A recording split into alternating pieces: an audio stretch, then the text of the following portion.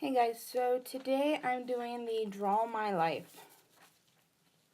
So my parents, Dave and Amy, were married in June of 1998. And then about 2 years later, my mom got pregnant and I was born on March 29th, 2000. In April of 2003, my dad started designing and building our new house. And then my sister was born about a week after we had moved into that house. My sister's name is Megan. My sister and I have both been really close ever since we were very young. And our dad worked a lot, and so it was usually just my mom, Megan, and I most of the time. But I started preschool, and I went to like a child alert preschool. And I actually ended up meeting one of my best friends there. His name is Braden.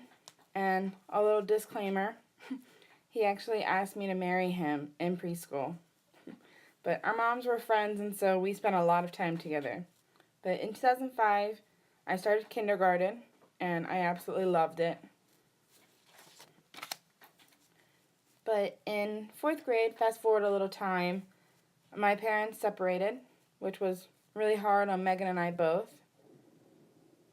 And my mom ended up moving out and leaving, and it was just Megan and I with our dad. And then a few months later, the divorce was final. All the paperwork was done. So my mom lived in one place and my dad lived in the other.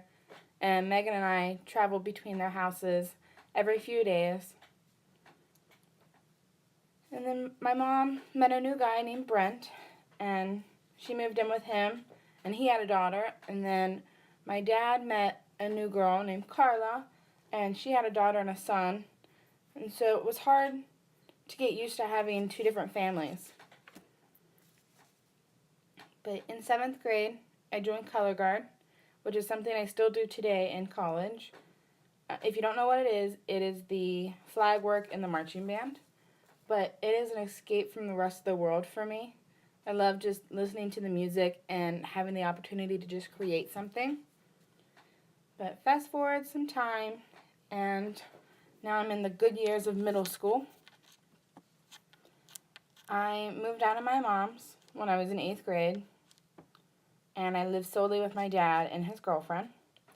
And I also started some counseling, but kept it a complete secret from everybody. But a few weeks after I started counseling, I made the plan to end my life because I felt like nobody was ever going to want me. But I thought it was really over until Megan. Megan saved me that day.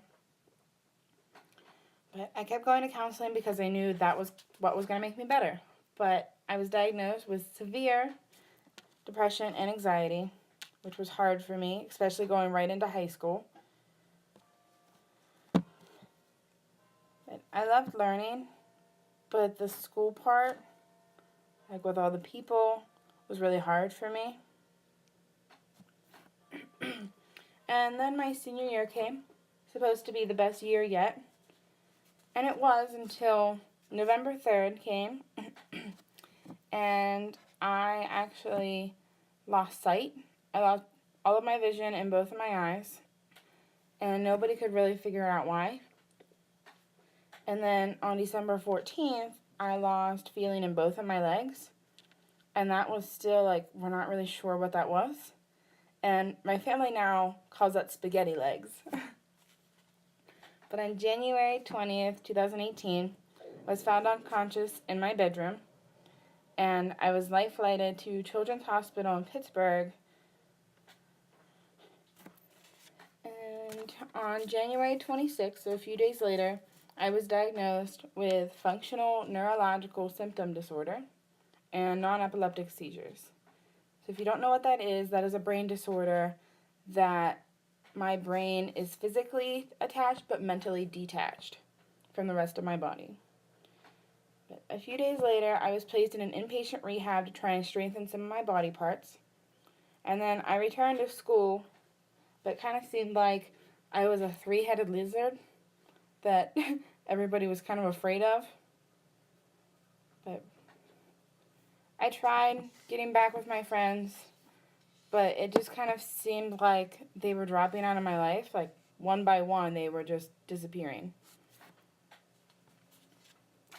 But I started having more and more seizures, and so I was in and out of the hospital all the time.